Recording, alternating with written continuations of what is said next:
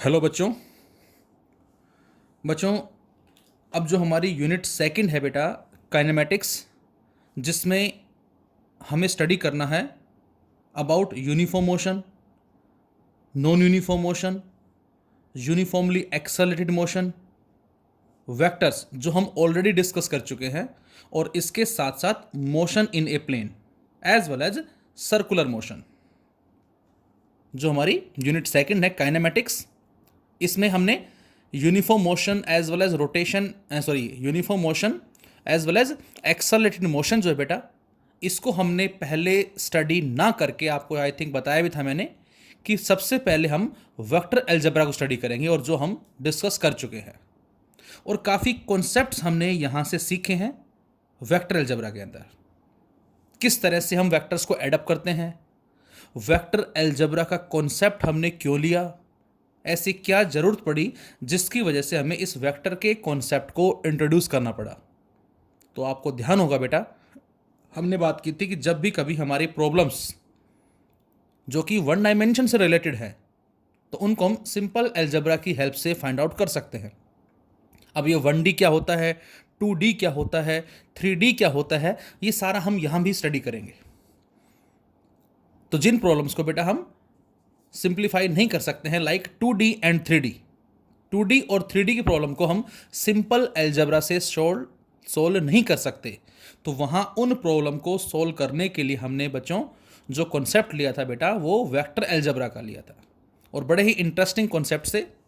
तो मैं चाहूँगा एक बार फिर से, यदि कोई टॉपिक आपका जो प्रॉपर क्लियर नहीं हुआ हो वेक्टर में, तो प्रीवियस वीडियोज़ आप देखें, जिसमें हमने उनको नेम भी दिया हुआ है, vector part 1, 2, 3, 4 and so on, और उनको देखे, स्टडी करें अच्छे से। आई थिंक क्योंकि ये जो हमारा वेक्टर का कॉन्सेप्ट है, ये आगे काफ़ी जगह हमारा यूज होने वाला है, तो ये स्टडी करना प्रॉपरली बड़ा ही इंपॉर्टेंट है, और उस वेक्टर का कॉन्सेप्ट हम यहाँ पर भी काफ़ी जगह यूज़ करेंगे। जब हम बात करते हैं इंस्टैंटेनियस वेलोसिटी के बारे में, एक्सेलेरेशन के बारे में, डिस्प्लेसमेंट के बारे में, तो उन सभी को हम यहाँ पर वेक्टर की हेल्प से ही एक्सप्लेन करेंगे।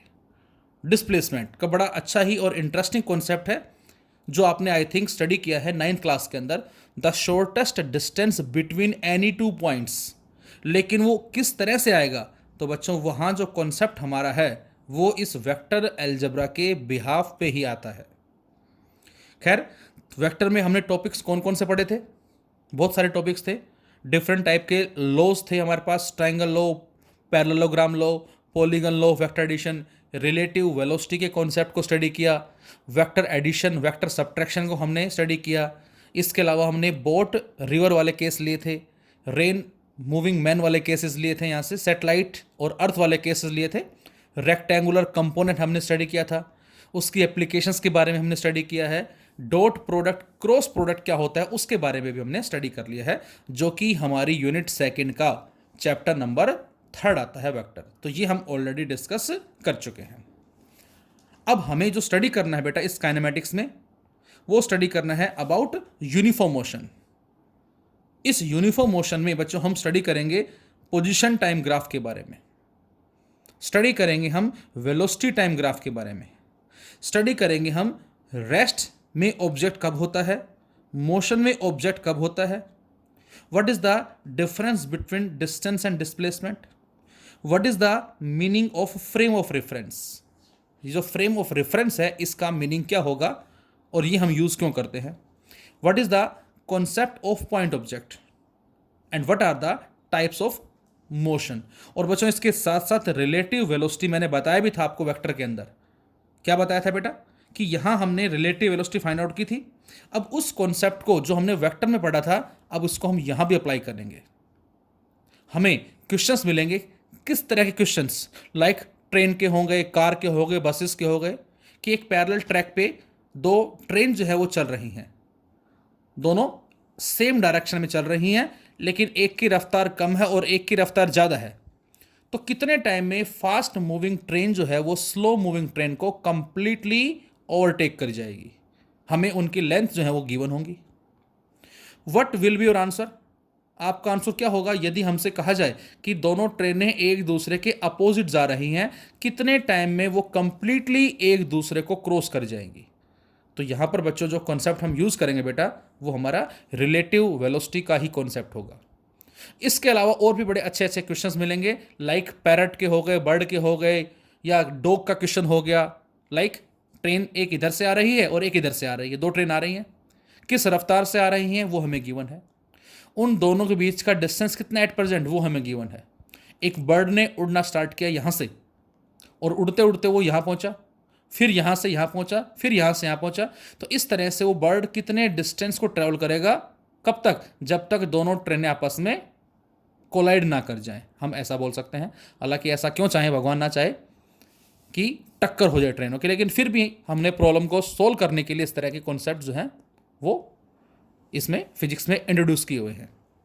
तो ये सारे मैकेनिज्म जो हैं, कॉन्सेप्ट जो हैं बेटा, ये हम स्टडी करेंगे इस यूनिट सेकेंड जो काइनेमेटिक्स है पार्ट फर्स्ट के अंदर। पार्ट सेकेंड के अंदर हम स्टडी करेंगे about acceleration, uniform non uniform accelerations क्या होता है, टाइप्स ऑफ एक्सेलरेशन क्या होता है। लेकिन यहां हम एक सिंपल एक्सेलरेशन के बारे में स्टडी करेंगे जो डिनोट करेगा rate of change of velocity. जब भी वेलोसिटी के अंदर टाइम के रेस्पेक्ट में एक चेंज आता है तो उस मोशन को हमने क्या नाम दिया है, एक्सेलरेटेड मोशन का नाम दिया है। जब भी किसी ऑब्जेक्ट की वेलोसिटी में टाइम के रेस्पेक्ट में कुछ चेंज आए बेटा, उसी मोशन को हमने एक्सेलरेटेड मोशन का नाम दिया है।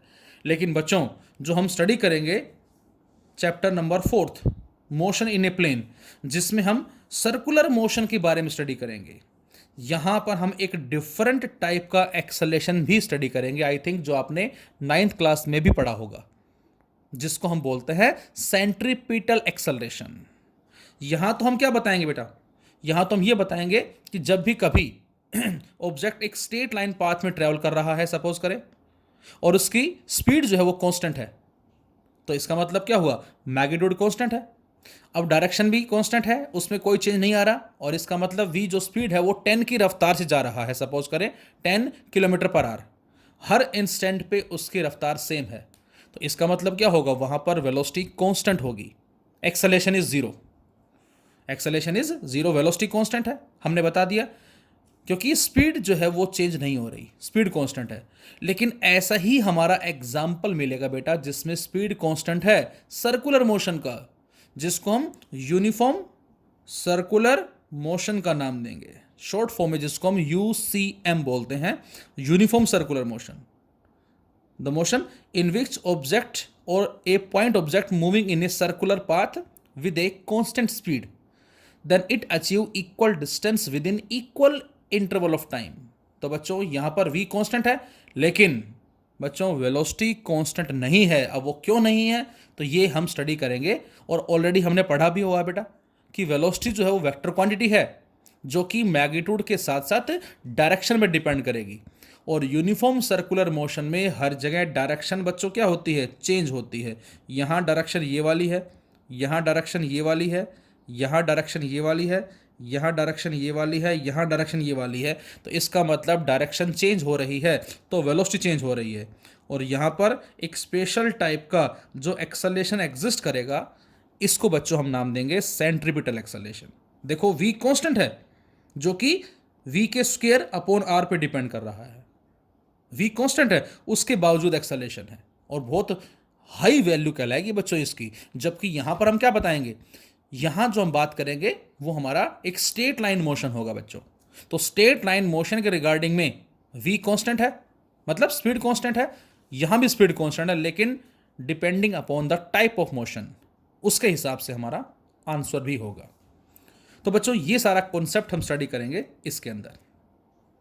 उसके बाद हम पढ़ेंगे बेटा पोजीशन टाइम ग्राफ भी इसी में आएगा हमारा, as well as velocity time graph भी हमारा इसी में ही आएगा। तो आई थिंक मैं समझता हूं कि उन ग्राफ्स को हम यहां स्टडी ना करके डायरेक्ट हम सेकंड चैप्टर में स्टडी करेंगे, क्योंकि यहां हम ग्राफ पढ़ेंगे, उन्हीं ग्राफ को फिर हम यहां दोबारा से पढ़ेंगे। तो क्यों ना ऐसा करें कि इन ग्राफ को यहां ड्रॉप करके हम यहीं एक साथ पढ़ लें, पोजीशन टाइम ग्राफ, उसी के रेस्पेक्ट में वीटी ग्राफ, और उसी के रेस्पेक्ट में बच्चों एक्सेलरेशन टाइम ग्राफ, और वो याद करना भी हमें काफ़ी हद तक आसान रहेगा हमारे लिए। तो बेटा इसमें हम स्टडी करेंगे एक्सेलरेटेड मोशन के बारे में कि what is the basic meaning of acceleration. हमने पढ़ तो लिया कि rate of change of velocity, जब भी कभी किसी भी ऑब्जेक्ट की वेलोसिटी में टाइम के रेस्पेक्ट में एक चेंज जो आता है उसी को ही हमने एक्सेलरेशन का नाम दिया है। इसका मतलब हर वो मोशन एक्सेलरेटेड मोशन होगा जिसमें वेलोसिटी में चेंज आ रहा है। अब आप ये सोचे बेटा कि वेलोसिटी चेंज कब होगी, तो आंसर है velocity is a vector quantity, और वेक्टर क्वांटिटी वो होती है बच्चों जिनका मैग्नीट्यूड भी होता है एज वेल एज डायरेक्शन भी होती है। तो इसका मतलब वेलोसिटी चेंज कब होगी, जब मैग्नीट्यूड चेंज हो डायरेक्शन चेंज ना हो। नंबर 2, डायरेक्शन चेंज हो मैग्नीट्यूड चेंज ना हो। नंबर 3, दोनों चेंज हो। एग्जाम्पल लेते हैं जरा, हम एक बाइक से या स्कूटी से एक रोड पे जा रहे हैं, स्ट्रेट रोड पे, और कैसे जा रहे हैं,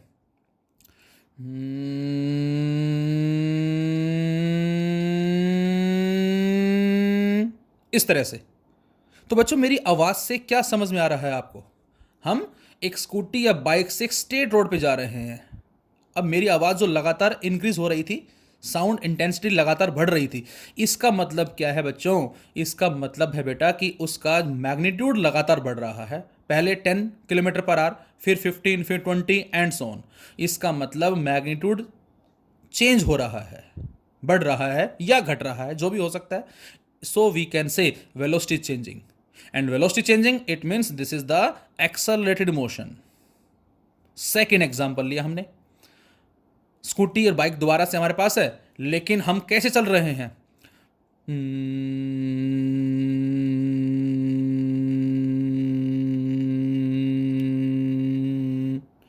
इस बार मेरी साउंड की इंटेंसिटी में कोई चेंज नहीं आ रहा।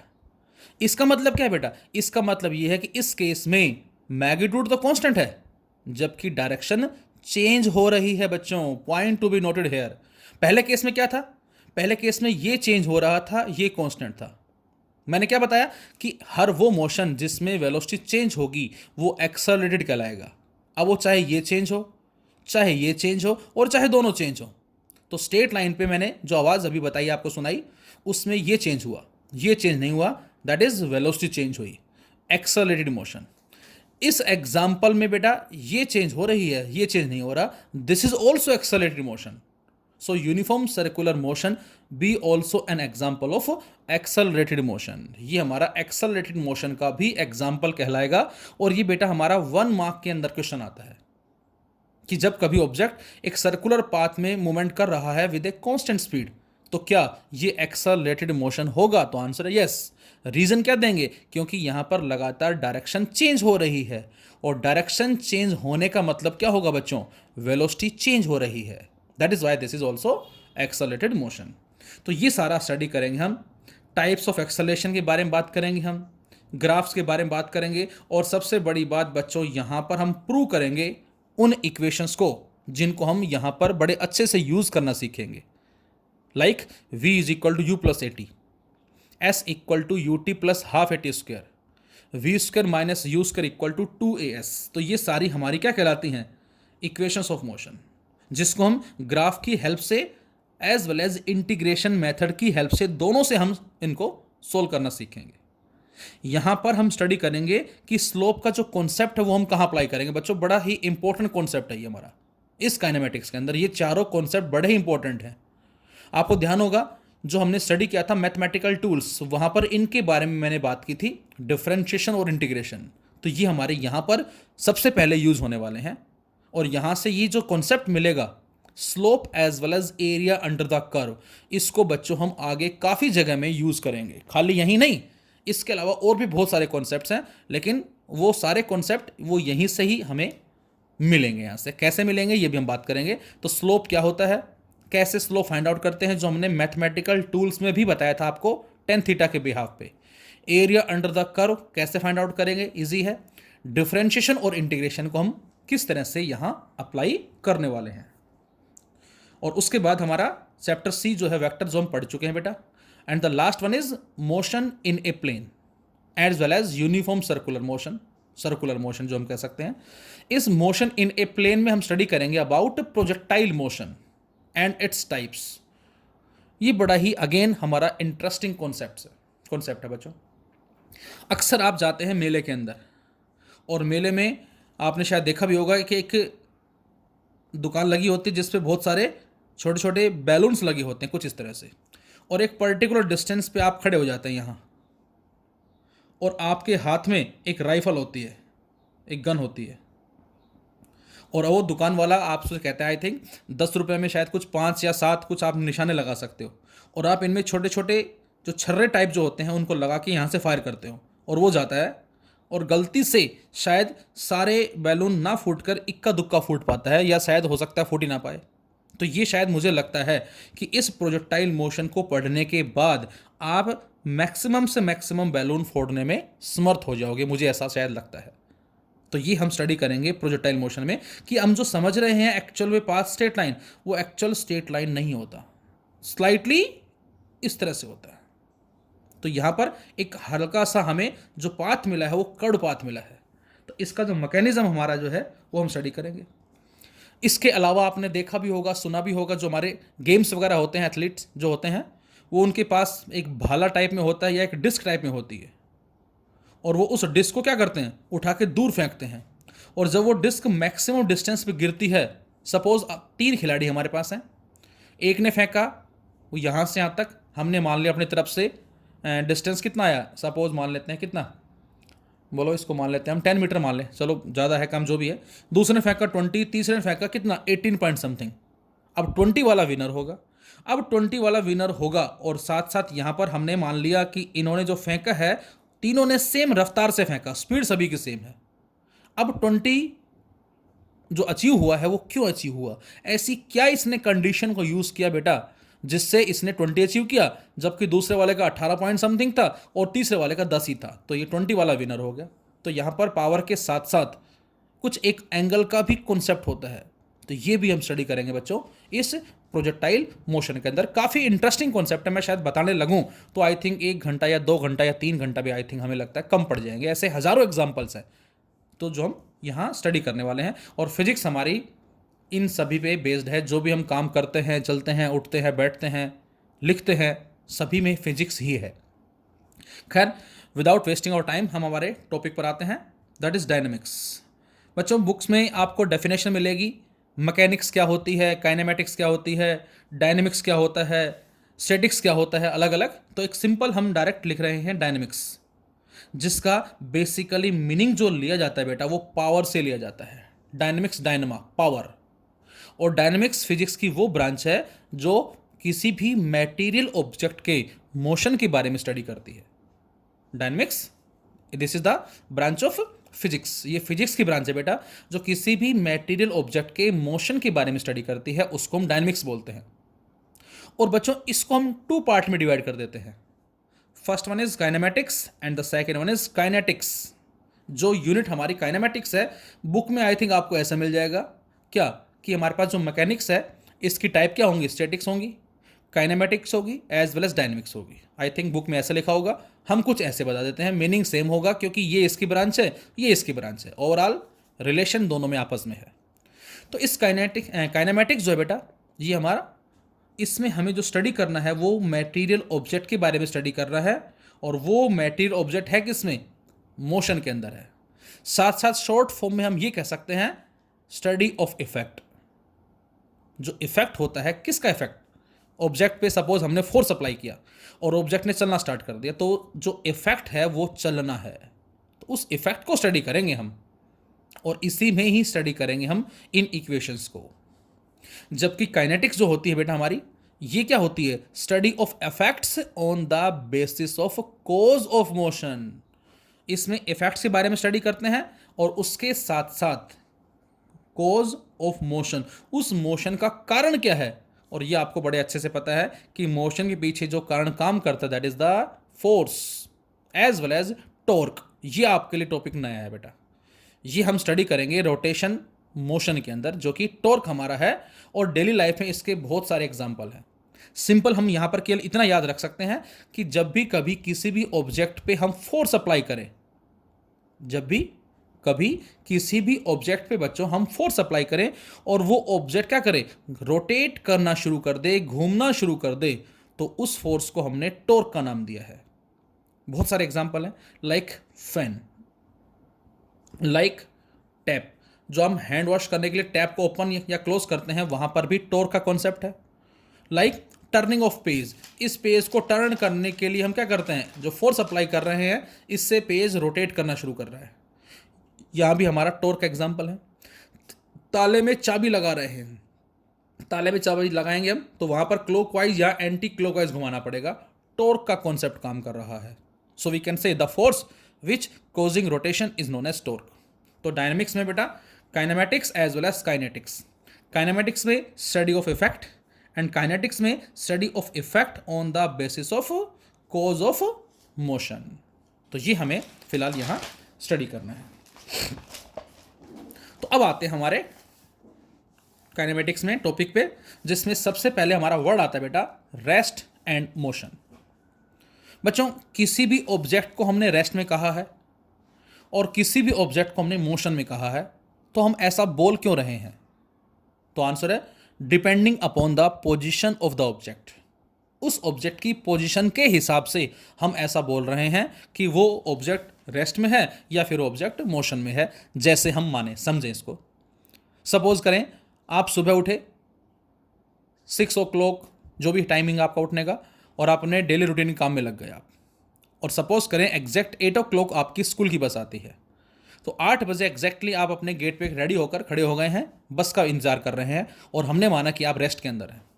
लेकिन जैसे ही 2 या 3 मिनट के बाद बस आती है, आप उसमें बैठ गए और विद इन 10-15 मिनट्स आप अपने स्कूल में एंटर कर गए। सपोज 8:30 मान लिया हमने, तो इसका मतलब 8 बजे आप रेस्ट में थे, लेकिन 8:30 पे कहाँ पहुँच गए? स्कूल में पहुँच गए। टाइम चेंज हुआ और उसके साथ साथ आपकी पोजीशन में भी बदलाव आया।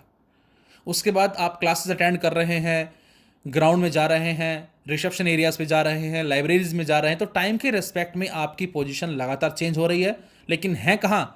With in the boundary of the school, school की बाउंड्री में ही है। तो पेरेंट्स के लिए क्या कहलाएंगे आप कि बच्चे तो स्कूल के अंदर है। जैसे जैसे छुट्टी होगी बेटा, फिर से आप अपने घर पर आ गए। तो कहने का मतलब मेरा ये है कि आपकी पोजीशन में टाइम के रेस्पेक्ट में क्या आ रहा है? एक चेंज आ रहा है। सराउंडिंग के रेस्पेक्ट में एक चेंज आ रहा है, सराउंडिंग में चेंज आ रहा है। तो यहां से हम बोल सकते हैं क्या?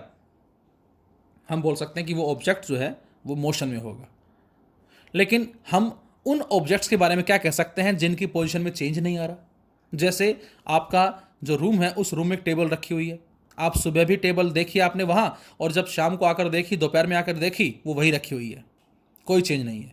आपके घर के बाहर एक पेड़ लगा हुआ है जिस पे अक्सर पक्षी आते हैं, जाते हैं, चहचहाते हैं, बड़ा अच्छा लगता है आपको, और आप अलग अलग टाइम में आके उस पेड़ को देखते हैं, तो वो पेड़ आपको एक ही जगह नज़र आता है, उसमें कोई बदलाव नज़र नहीं आ रहा।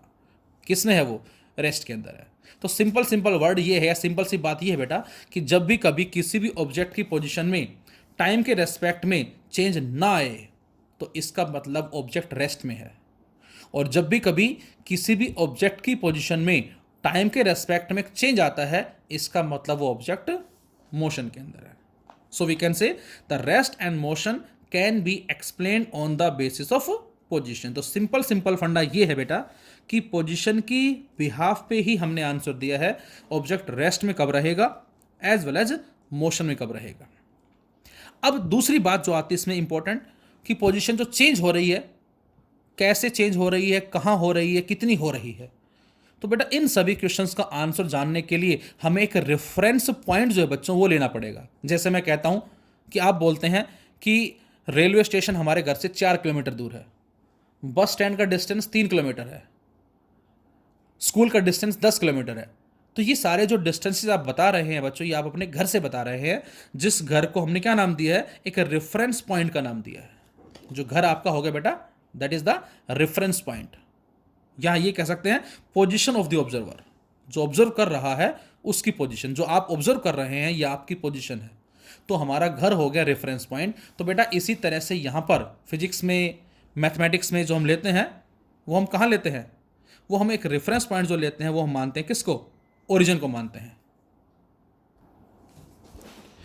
तो हमें यहां एक रेफरेंस पॉइंट जो बेटा वो लेके चलना पड़ेगा, और इसके लिए हमें क्या करना पड़ेगा? इसके लिए हमें एक फ्रेम लेना पड़ेगा, एक फ्रेम ऑफ रेफरेंस लेना पड़ेगा। तो यहां लिखा मैंने, for specifying position we need to use a reference point. For specifying position we need to use reference point and a system like rectangular coordinate system. बड़ा ही सिंपल, और जो हमारा सिस्टम हम लेके चलते हैं वो हमारा x y as well as z axis, ये लेके चलते हैं x y as well as z axis. कई बार मैं देखता हूं बच्चे अपने हिसाब से एक्स वाई जेड नाम डाल देते हैं, जैसे ये एक्स है, ये वाई है, ये जेड है। आप सपोज करें किसी बच्चे ने इसको जेड नाम डाल दिया, इसको वाई नाम डाल दिया, वो कहते हैं एक एक्स एक वाई एक जेड, किसी को कहाँ ले ले? नहीं, किसी को कहाँ ले ले, ये ऐसे नहीं चलेगा भैया, सीधी सी बात है। ये फिजिक्स में तो बिल्कुल नहीं चलेगा। क्यों? क्योंकि हमने रूल्स पढ़े हुए हैं फिजिक्स के अंदर, लाइक जब भी हमें मिलता है आई क्रॉस जे, उसकी डायरेक्शन हम किससे लेते हैं बेटा? के कैप से। अब यदि ये एक्स एक्सिस है बेटा, ये यदि वाई एक्सिस है, तो हम चल रहे हैं एक्स से वाई में, क्या आएगा? जेड एक्सिस के अंदर। तो जेड एक्सिस हमारे पास राइट हैंड थंब रूल के अकॉर्डिंग इधर है, एक्स से वाई, वाई से जेड, जेड से एक्स। अब यदि यहां पर आप जेड मान लेते हैं सपोज इस तरह से, तो इसके हिसाब से ये आएगा, जो कि हमारा एक रोंग कहलाएगा। तो जो रूल रेगुलेशन या वेक्टर में आई थिंक पढ़ चुके हैं, और ज़्यादा टाइम हम वेस्ट भी नहीं करेंगे यहाँ, तो इसके हिसाब से लेना, ये एक्स है, ये वाई है, जेड, एक्स वाई जेड। यदि ये एक्स लेते हो आप, तो फिर ये वाई ये जेड होगा, ये एक्स लेते हो तो ये वाई ये जेड होगा। तो इस हिसाब से हमें डायरेक्शन जो वो लेके चलनी है। तो फिलहाल यहाँ पर बेटा हमें for specifying position we need to use a reference point and the system like a rectangular coordinate like x y z axis. और तीनों जिस पॉइंट पे इंटरसेक्ट कर रही हैं, मिल रही हैं बेटा, उसको हम क्या बोलते हैं? That is origin. ओरिजिन से हम उसकी पोजीशन को नोट डाउन करेंगे। अब उसकी पोजीशन के बारे में हमें एक कोऑर्डिनेट बताता है, सपोज एक्स एक्सिस।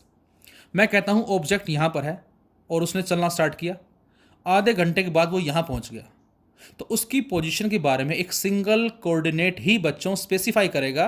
तो इस तरह के मोशन को हम नाम देंगे one dimension motion. Out of 3 coordinates 1 2 and 3, only one coordinate specify the position of the object, then it is said to be one dimension motion. जब भी कभी ऑब्जेक्ट ऐसे मूवमेंट ना करके कुछ ऐसे मूवमेंट कर रहा है, एक प्लेन में मूवमेंट कर रहा है, और वहां पर एक्स भी है और वाई भी है, तो यदि हमें उस ऑब्जेक्ट की पोजीशन को स्पेसिफाई करने के लिए 2 कोऑर्डिनेट चाहिए, इन 3 में से, वो 3 में से 2 कोई भी हो सकते हैं, तो उसको बच्चों हम 2D का नाम देंगे। और जब भी कभी हमें किसी भी ऑब्जेक्ट की पोजीशन को स्पेसिफाई करने के लिए बेटा तीनों के तीनों कोऑर्डिनेट चाहिए, तो उसको बच्चों हम नाम देंगे 3 डायमेंशन का। तो फिलहाल फ्रेम ऑफ रेफरेंस, इसके साथ साथ बेटा हम 2 तरह के फ्रेम ऑफ रेफरेंस भी स्टडी करेंगे लेटर, जिसको हम नाम देंगे inertial frame of reference, and the second one is non inertial frame of reference.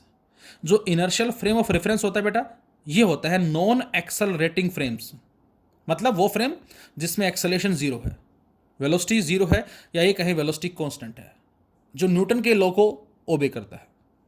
जबकि नॉन इनर्शियल फ्रेम क्या होता है? एक्सेलरेटिंग फ्रेम जो होता है, वो फ्रेम जो एक्सेलरेट कर रहा है, उसको बच्चों हम क्या बोलते हैं? उसको हम बोलते हैं क्या? That is non inertial frame. ये सारा मैकेनिज्म हम बड़े अच्छे से यूनिट 3 में पढ़ेंगे। यहाँ तो केवल हमने इतना स्टडी किया है, जबकि यूनिट 3 में स्टडी करेंगे। और साथ साथ बच्चों इस non inertial frame of reference में एक बड़ा ही इंटरेस्टिंग कॉन्सेप्ट भी स्टडी करेंगे हम, जिसको सूडो फोर्स का नाम देंगे। सूडो, झूठा फोर्स। अभी झूठा फोर्स क्या, अब आप कहोगे, तो खैर इसके बारे में हम आगे बात करेंगे। सूडो फोर्स हमारा क्या होता है। तो यहां से रेस्ट या मोशन हमने कब नाम दिया? तो आंसर है an object is said to be at rest if it does not change its position with respect to surroundings with the passage of time. Time के रेस्पेक्ट में यदि उस ऑब्जेक्ट की पोजिशन में कोई चेंज नहीं आ रहा बच्चों, तो वो ऑब्जेक्ट रेस्ट में कहलाएगा। लाइक ट्री, जो मैंने अभी एग्जाम्पल लिया, आपके घर के बाहर एक पेड़ है और आप सुबह शाम रात दिन उसको देखते हो, बाहर निकल के जब भी टाइम लगता है वो आपको एक जगह नज़र आ रहा है। बिल्डिंग, मल्टी स्टोरी बिल्डिंग जो होती हैं, टेबल जो आपके रूम में रखी हुई, जो अभी मैंने एग्जांपल लिए, तो ये सारे ऑब्जेक्ट, इन सभी में पोजीशन में कोई चीज़ नहीं आ रहा, ये रेस्ट के अंदर है। क्या ये एब्सोल्यूट रेस्ट में है? नो, ये एब्सोल्यूट रेस्ट में नहीं है। ये कहाँ है बेटा? ये अर्थ सरफेस पे है, और अर्थ लगातार क्या कर रही है? घूम रही है, रिवॉल्व भी कर रही है, रोटेट भी कर रही है। तो एब्सोल्यूट रेस्ट में बच्चों नहीं बोलेंगे इनको हम। यहाँ रेस्ट में जरूर बोल दिया, बट ये एब्सोल्यूट रेस्ट में नहीं है। इस यूनिवर्स में एब्सोल्यूट रेस्ट में तो कोई है ही नहीं, ये हम बोल सकते हैं। तो ये फिलहाल यहाँ ये एब्सोल्यूट रेस्ट में ना बोल के हम ये कहेंगे कि रेस्ट के अंदर है।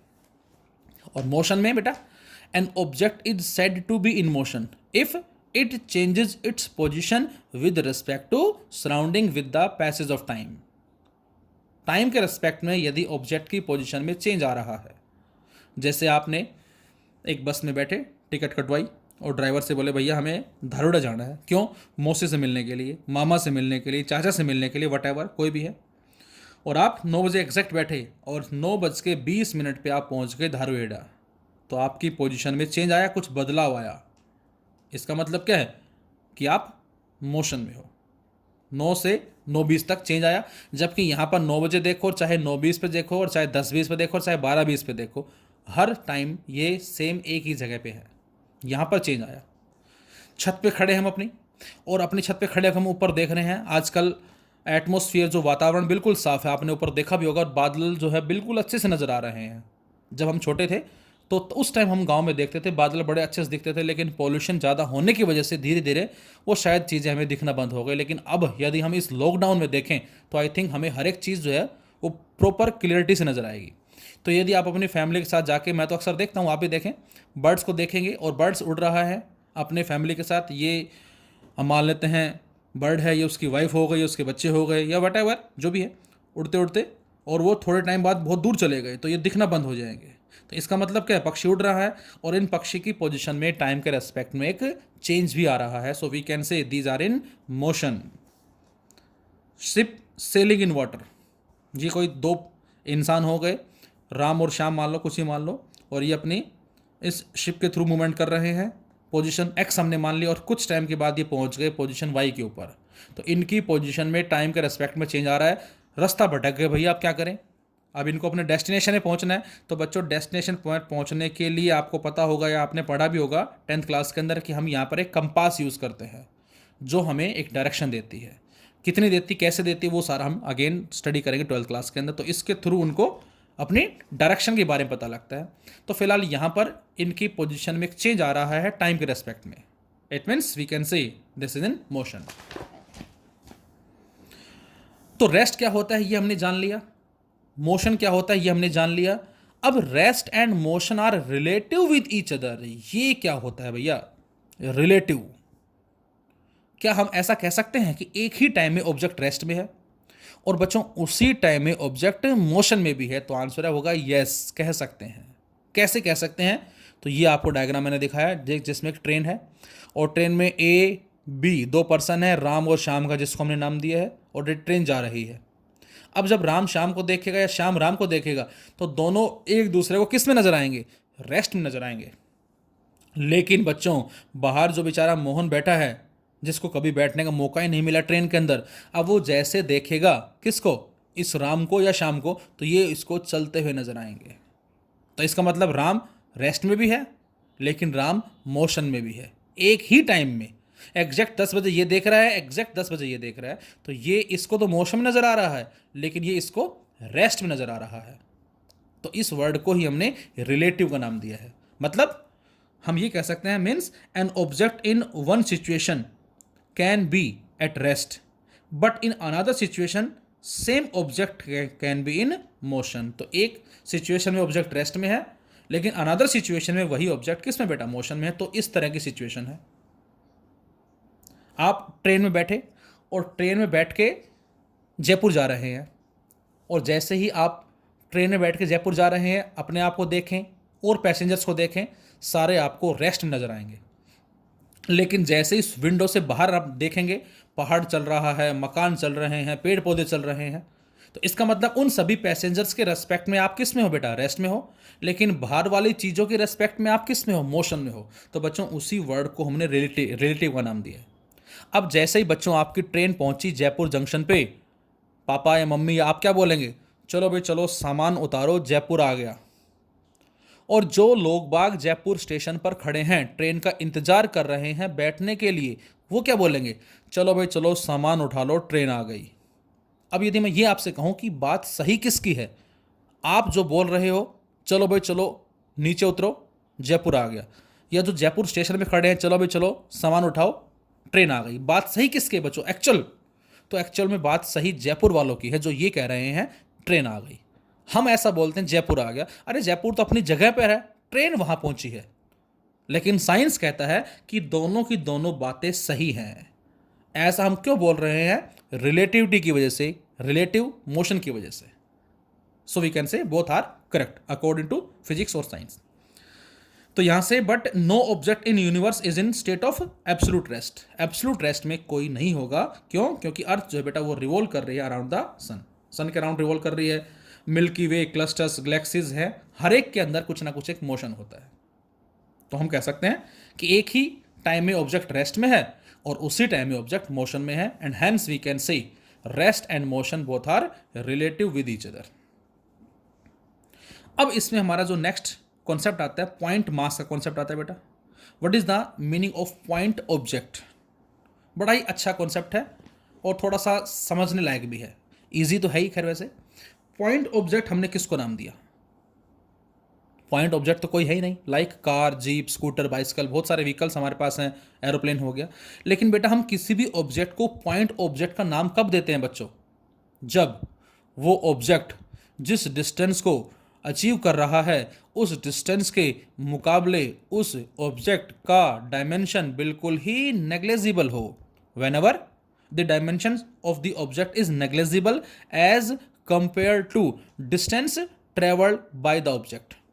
उस ऑब्जेक्ट ने बच्चों जिस डिस्टेंस को अचीव किया बेटा, उस डिस्टेंस के मुकाबले यदि उस ऑब्जेक्ट का डायमेंशन बिल्कुल ही कम है तो ऐसे ऑब्जेक्ट को हम पॉइंट ऑब्जेक्ट बोलते हैं। अब आप गाड़ी में बैठ चुके हो, रेवाड़ी से चलना स्टार्ट किया और अब आप पहुंच गए 1 घंटे के बाद गुरुग्राम या दिल्ली पहुंच गए हो आप, सपोज करें। अब गुड़गांव का डिस्टेंस कितना एग्जैक्ट हमारा? बस स्टैंड से उस बस स्टैंड का 54 किलोमीटर जो है अप्रोक्सीमेट हम कह सकते हैं गुरुग्राम। तो इसका मतलब क्या हुआ कि ये जो गाड़ी है ये यहाँ से यहाँ पहुंची, ओहो गाड़ी थोड़ी अलग बन गई, कोई बात नहीं। कभी आप ये सोच रहे हो कि यहाँ बैठे किसी और गाड़ी में थे, पहुंचे किसी और गाड़ी में, गाड़ी सेम ही है, थोड़ा सा जो मैन्युफैक्चरिंग डिफेक्ट हो गया हमारा, कोई बात नहीं, इसको आप ऐसे समझ लो थोड़ा सा। तो गाड़ी सेम है बेटा, लेकिन यहाँ पर जो डिस्टेंस है 54 किलोमीटर है बच्चों। अब इस 54 किलोमीटर के मुकाबले गाड़ी का डायमेंशन क्या है बेटा? नेग्लेजिबल है, ना के बराबर है। इसीलिए हम इस गाड़ी को नाम देंगे पॉइंट ऑब्जेक्ट का। तो यहाँ पर an object is said to be point object if its dimension are negligible as compared to distance travel by it. Earth revolve कर रही है सन के अराउंड इलिप्टिकल ऑर्बिट के अंदर, रिवॉल्व भी कर रही है अर्थ और अपनी एक्सिस पे घूम भी रही है। तो ये तो रिवॉल्यूशन हो गया और ये हो गया रोटेशन। अब इस अर्थ का डायमीटर काफ़ी ज़्यादा देखो अपने आप में, लेकिन यहाँ पर देखो आप, ये जो पाथ लेंथ है इसकी टोटल, ये जो लेंथ हो गई इस पूरे इलिप्टिकल ऑर्बिट की, इसके मुकाबले इस अर्थ का डायमेंशन क्या है? नेग्लेजिबल है। So we can say this earth be regarded as a point object. इसको हम एक पॉइंट ऑब्जेक्ट का नाम देते हैं। और यहाँ पर हम एक बॉडी कंसिडर करें बेटा, और एक बॉडी है, ये बॉडी ट्रेवल कर रही है। अब जो बॉडी है इसके अंदर जो हर एक पार्टिकल है उसकी रफ्तार वही होगी जो उस बॉडी की रफ्तार है। यहाँ पर बॉडी ट्रेवल कर रही है किस वेलोसिटी से? v वेलोसिटी से, और हर एक पार्टिकल की रफ्तार सेम होगी बशर्ते बॉडी जो है कैसी होनी चाहिए? रिजिड। ये एक रिजिड बॉडी है, सॉलिड बॉडी है, ठोस बॉडी जिसको हम बोल सकते हैं। तो यहाँ पर हर एक पार्टिकल ट्रेवल कर रहा है, तो इस तरह के मोशन को हम नाम देंगे किसका? Translatory motion. कितने पार्टिकल्स हैं? हजारों की तादाद में पार्टिकल्स हैं। लेकिन यदि हम बात करते हैं बच्चों रेक्टिलिनियर मोशन की, तो उस केस में मोशन हम स्टडी करें किसका? एक सिंगल पार्टिकल का। अब आप कहेंगे सर यहाँ पर तो बहुत सारे पार्टिकल हैं, यहाँ पर एक पार्टिकल है। तो बेटा यहाँ पर हमने जो बहुत सारे पार्टिकल लिए हैं ये कलेक्शन ऑफ पार्टिकल कहलाता है, लाइक ए रिजिड बॉडी। और हम जो स्टडी कर रहे हैं वो एक सिंगल पार्टिकल के बारे में बात कर रहे हैं। तो सिंगल पार्टिकल जब कभी एक स्ट्रेट लाइन में जाएगा, ट्रैवल करेगा, उसको रेक्टिलिनियर का नाम देंगे। लेकिन जब कभी कलेक्शन ऑफ पार्टिकल्स एक स्ट्रेट लाइन में जाएंगे उसको हम ट्रांसलेटरी मोशन का नाम देंगे। जब कभी सिंगल पार्टिकल घूम रहा है बच्चों उसको सर्कुलर मोशन बोलेंगे। जब कभी कलेक्शन ऑफ पार्टिकल घूम रहा है बच्चों उसको हम रोटेटरी मोशन बोलेंगे या रोटेशन मोशन बोलेंगे। तो ये थोड़ा थोड़ा डिफरेंस है, ये भी हम स्टडी करेंगे आगे। तो यहाँ से पॉइंट ऑब्जेक्ट वो ऑब्जेक्ट जिसका डायमेंशन नेग्लेजिबल है as compared to distance travel by object. यहाँ हमने उस ऑब्जेक्ट को उसके द्वारा ट्रेवल किए गए डिस्टेंस से कंपेयर किया है। तो ये हमारा काइनेमेटिक्स का पार्ट फर्स्ट है। Continue in part second, third, fourth and so on. तो वीडियो जो भी देखे बेटा सारे सीरियल वाइज देखे आप। तो ओके भाई, सभी को गुड इवनिंग बच्चों and good night. Thank you very much.